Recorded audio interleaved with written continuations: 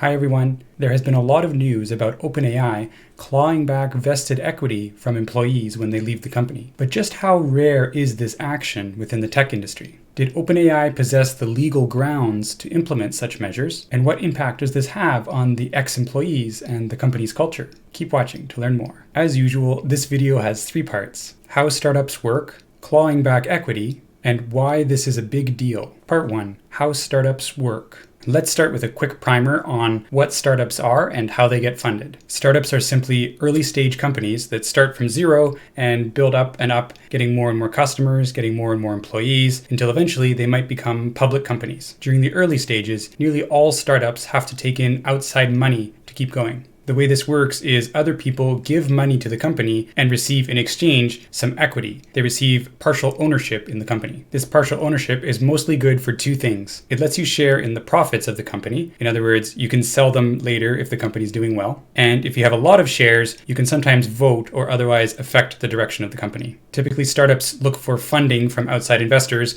in a series of funding rounds. The earliest rounds are often called seed rounds or pre-seed rounds, and they're usually pretty small amounts of money from angel investors, friends and family, and whatnot. Later rounds of funding, usually those where you're taking in money from venture capitalists, get letters. For example, Series A, Series B, Series C, and so on. For an investor that gets in early during the company's development, they'll get more favorable terms. They'll have to give less money for a bigger stake in the company. On the other hand, getting in early is much riskier. I think it's something like 1 in 10 startups that get seed funding go on to actually get Series A funding. And it proceeds more or less like that. A company can fail at any stage of its evolution. It can fail to raise the next series of funding. That's not necessarily the end of the world for investors, because oftentimes when a company is struggling, it might be bought out by a bigger company, which usually means that investors would get at least some of their money back. And finally, a startup is no longer a startup. It graduates, if you will, when they've raised enough funding rounds that they've decided to go public. This means that some amount of the shares are listed on a public stock exchange, like the New York Stock Exchange or the Toronto Stock Exchange. And the shares become much more liquid then, because anybody can buy or sell them very quickly. That means that a public company has to be a lot more stable and careful with its resources. If you're a startup and you're really struggling, it doesn't really matter as long as you can actually get to the next series of funding. But if you're a public company and you start to struggle, then your share price is going to drop very quickly. Incidentally, OpenAI is still a startup. They recently completed their Series E fundraising round. What does all this mean for employees of a company? After all, investors come with money to the company, but employees want to get money from the company. A lot of companies, especially early stage startups, will actually give some amount of equity to their employees. It's meant as a form of compensation. Any given employee can either get more cash, i.e. more salary, or they can get more equity. But if they want more of one, then they're going to get less of the other. And of course, if you hold a very senior position or you're very important to the company, then they're going to offer you more equity than otherwise. It's common for very early stage startup employees to get embarrassingly low salaries, but hopefully at least large equity packages to compensate. Unfortunately, it's not that simple, because this is capitalism, so of course it's not that simple. Companies don't generally just give equity to employees, because if the employee just left after 1 week of being at the company and yet they had all this equity, that would be a great deal for the employee. So equity goes through 3 distinct stages. First, an employee receives an equity grant. This is a promise to give to an employee a certain amount of equity, but they have to stay at the company for a longer period of time, usually 4 years, in order to get the entirety of that grant. The portion of that equity that the employee has received is called the vested equity, and the portion that they have not yet received because they haven't been at the company long enough is called the unvested equity. So the second stage is for the equity to vest, and then finally, the equity can then be exercised, because vested equity is basically like, yeah, this is basically yours, it's there for the taking if you want it. But exercising equity is the employee or anybody going and saying, yes, I actually do want this, please give it to me, please put it under my name. And because this is capitalism, to exercise stock, you actually have to give money to the company at the current price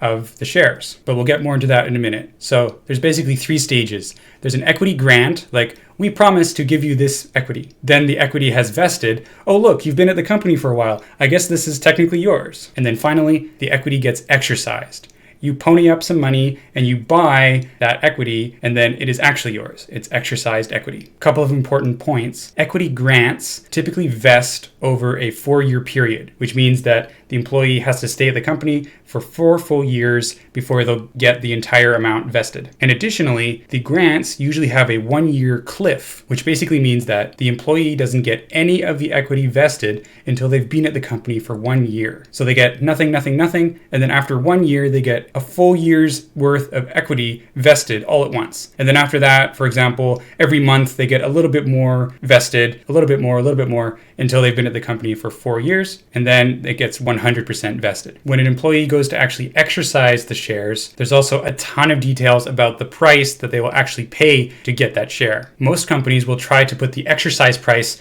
much lower than the actual stock price of the company. This is to make it a bit easier for the employees to actually purchase those shares, which are really actually theirs, which really deserve to be theirs. But once the company gets to a certain size, especially once it starts to be public, it's more difficult for the company to do that, which means they have to price the stock at pretty close to the actual market price. That's why there's a key difference between vested equity and exercised equity. Because if you don't put the money into the company, then your shares will remain vested. And they're mostly yours, but not fully yours. Because in certain circumstances, as everyone is seeing with OpenAI, the vested equity can go away, whereas exercised equity is really yours. It's like you purchased stock outright. No one can take that from you unless the company that you purchased stock in goes bankrupt. I have mentioned that there are differences between small and large companies in terms of how they do equity, how much they give, what they can price those shares at so that the employee can exercise or can't afford to exercise their shares. So what about OpenAI? I mentioned that it's a Series E startup, a very well-funded one at that. In fact, with an $80 billion valuation as of this date, OpenAI is a so-called unicorn, which is what Silicon Valley calls a startup that has reached at least a $1 billion valuation. In fact, of the 1,240 unicorns worldwide, that's actually quite a few, right? Unicorns are supposed to be rare, but yeah, there's over 1,200 of them. OpenAI is currently number 3 on that list. They're the 3rd largest unicorn startup in the world, which leads to a very high-pressure environment for the employees. In fact, OpenAI has technically been in hyper-growth mode for several years. There's actually a technical definition of this, which is if you're seeing more than 40% growth year on year. Well, OpenAI has been almost doubling in headcount every year for the past couple of years. As you can see from this table, it's a rare year where OpenAI doesn't add at least 80% to their headcount, and in the past 2 years, they've gone up by almost 130% and 90%. And if you look at this year, 2024, of course, we're not yet halfway through the year as of the time of this video, but their headcount has already increased by 47% since January 1st. I got some of those numbers from LinkedIn, by the way, but OpenAI's LinkedIn seems to track their officially reported numbers extremely closely. So their employee count is undergoing hyper growth. And what about their revenue? Well, in 2021, their gross income was $32 million.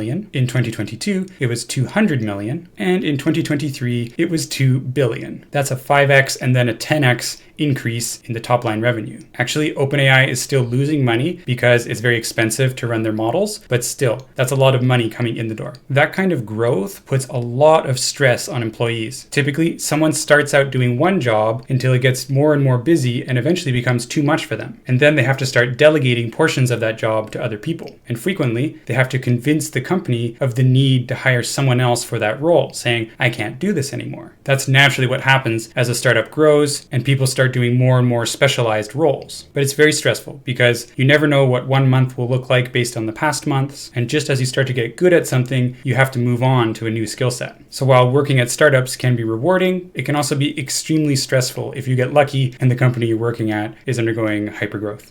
Part 2. Clawing back equity. So what exactly has been in the news? Well, typically when an employee leaves a company, their vesting schedule stops. However much equity they have vested is theirs, sort of, but the remainder, the unvested equity, will never be theirs. It goes back to the company. At that point, agreements vary. Sometimes the vested equity belongs to the employee indefinitely. Sometimes they have a short time period, like 3 months, to actually exercise that equity. So that's the typical scenario. But at OpenAI, when employees were leaving the company, they were being asked to sign a new document, sort of like an NDA, but it was actually a non-disparagement agreement that basically said, if you sign this, you can't ever say anything bad about OpenAI. in perpetuity, which is like a super draconian version of an NDA, a non-disclosure agreement. Keep in mind that this is as employees were leaving OpenAI, so they wouldn't normally have any incentive to sign some document like this. That's why OpenAI, first of all, put a lot of pressure on by saying you have to sign it within 7 days, and also saying if you don't sign this, all your vested equity will be revoked. Now, one solution to this from an employee's perspective could be to exercise all of that equity. And I don't know anything about OpenAI's pricing schedules, but my guess is that would cost a lot of money, probably more than most employees could afford. So as an employee, if you can't convert the vested equity, which you sort of own, but that the company can take away, into exercised equity, which you really and truly own by spending lots of money, then you're really in the hole. You basically have to sign it, or you're going to give up all that vested equity, which is probably worth millions of dollars. And as one commenter said, it's hard to exercise accountability over a company whose former employees are limited to saying, "I resigned." This caused a lot of fuss recently when the OpenAI safety folks, including Ilya and Jan, left the company, and some of the employees literally just said, "I resigned,"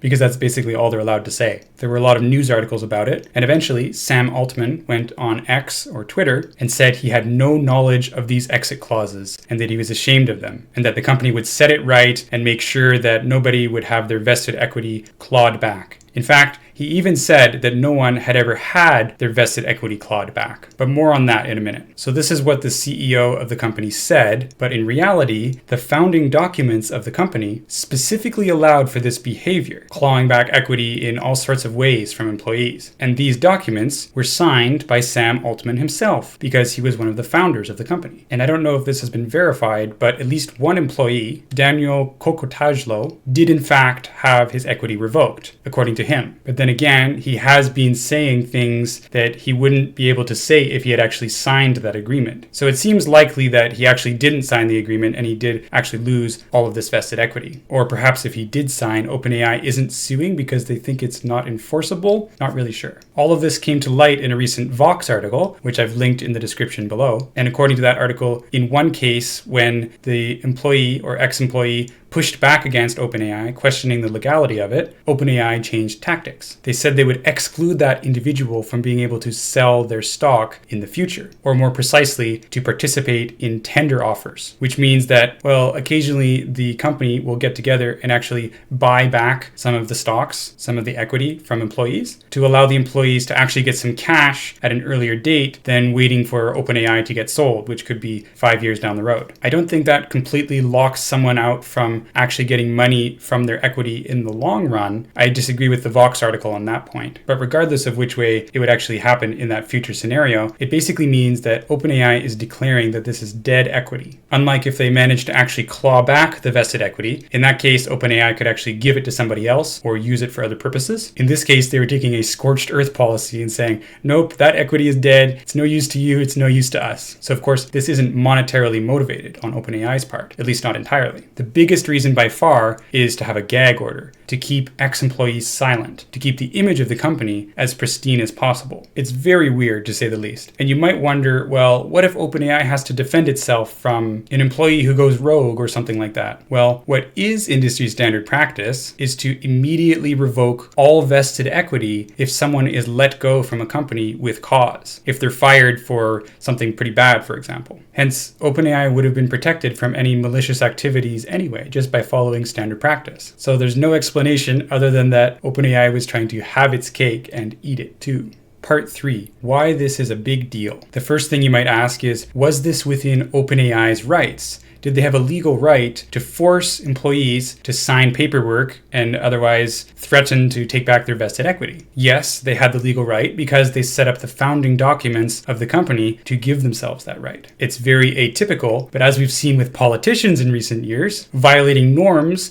is not in itself illegal, but it is a very bad look. And remember that OpenAI was trying to do this to preserve its look. It's an especially bad look for highly paid machine learning researchers who can go get a job elsewhere. This exposes an interesting truth, which is that companies are basically modern day kingdoms. Companies can define their own founding charter. They can define their own holidays. Why do you think the United States has the fewest holidays of basically any country in the world? Right. so the company can give back more holidays and look good. They can define their own work culture. They can define whether it's appropriate to question your boss, whether it's appropriate to raise ethical concerns internally or not, whether mistakes and challenges get discussed or get buried. So what does it look like in Sam Altman's kingdom? Well, he actually said this at one point. No one person should be trusted here. I don't have super voting shares. I don't want them. The board can fire me. I think that's important. Of course, he said that before the board actually did fire him, and then he fought tooth and nail to get back in again. In the case of the vested equity, Sam Altman was lying, or at least being very deceptive. Technically, you're not clawing back anyone's equity if you're just preventing them from selling it. And maybe that's what happened to that one employee that said he lost 85% of his family's net worth by not signing this document. Sam Altman almost certainly lied about not knowing about this. Yes, it's a very complicated setup, but he was the Y Combinator president. Y Combinator is the #1 tech startup accelerator in the world. So Sam Altman saw and helped carry across the finish line tons and tons of different startups. He knew exactly what he was doing when he signed that document. That's assuming that he wasn't actually the person that suggested these things in the first place, which is quite possible. But it's a fact of capitalistic life that when something goes bad for a company, the CEO has to come out and say, we didn't know about this. So Sam Altman is just doing what any CEO would probably have done in this position. But because each company is a kingdom with its own sets of rules and accepted behavior and ethics, etc., that's why we really need whistleblowers. A lot of countries have legal protections for whistleblowers who are people that are speaking out against their organization or government to reveal something that's illegal or immoral. Some of the most famous instances of whistleblowing have been very high stakes indeed. For example, Edward Snowden, who revealed US surveillance programs and had to literally run for the wilderness and try to find a country who would take him in. He ended up spending a ton of time in the Hong Kong airport and now lives in Russia. And Chelsea Manning blew the whistle on immoral activities within the US military. And Daniel Ellsberg released the now famous Pentagon Papers, which revealed that the US military wasn't telling the truth to Congress and the public. These are very high stakes examples, but an OpenAI employee who may be trying to warn about dangers to humanity or other pretty serious matters has an extremely strong monetary incentive to not blow the whistle right now. That's why there's an open letter that just came out, which asks for a right to warn about advanced artificial intelligence. It's signed by a couple of OpenAI researchers, some of whom are anonymous, plus one Anthropic researcher, and endorsed by big names like Yoshua Bengio and Jeffrey Hinton. The website is righttowarn.ai, and I've also linked to it in the description below. It's a short read and says about what you would expect, but it also highlights that, quote, AI companies possess substantial non-public information about the capabilities and limitations of their systems, the adequacy of their protective measures, and the risk levels of different kinds of harm. It goes on to say that obviously the companies don't have any reason to share this voluntarily with the world. That's why you need a mechanism for people to blow the whistle, should it become necessary. Also, the behemoth is stirring in the distance, meaning that the US Department of Justice is considering doing antitrust legislation against a bunch of AI companies, especially NVIDIA, OpenAI, and Microsoft. The Department of Justice tends to move fairly slowly on these monopoly and antitrust investigations. In fact, they've apparently spent the better part of a year negotiating between two different branches of the government which exactly should lead the investigation for which companies, which kind of blows my mind. But having been through an antitrust investigation once already, I'm sure Microsoft at least has no desire to repeat the experience. So the government is taking notice too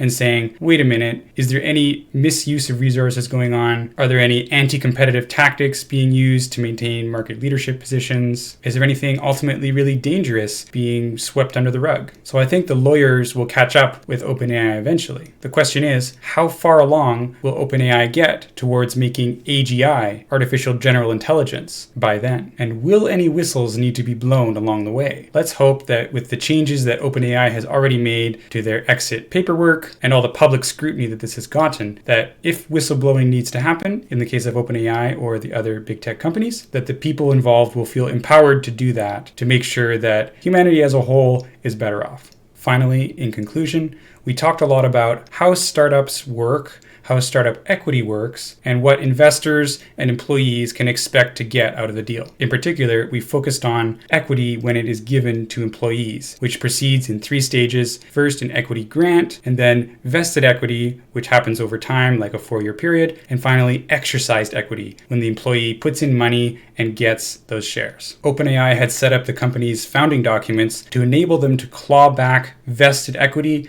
from employees, which was fairly unusual, and basically allowed OpenAI to treat each employee as if they had been fired or let go with cause. They did this by forcing employees to sign a non-disparagement document, which meant that the ex-employees, could never say anything bad about OpenAI. Sam Altman appears to have been in the thick of this and probably lied quite a lot when he said that the company had never clawed back any vested equity and that he knew nothing about this. But short of OpenAI voluntarily removing these restrictions, him not telling the truth about it and actually fixing it was actually the best thing for OpenAI at that moment. So CEO doing CEO things. Amongst other things, this led to a call for a right to warn about advanced artificial intelligence, which basically said machine learning researchers should be empowered to blow the whistle on dangerous behavior if they see it. Just another week in Silicon Valley. If you liked this video, check out this previous one I made about when Sam Altman tried to raise $7 trillion to form a chip manufacturing company in the Middle East. Will the shenanigans never end? And final note, don't forget to join our Discord. Well, that's all I have for today. Thank you very much for watching. Bye.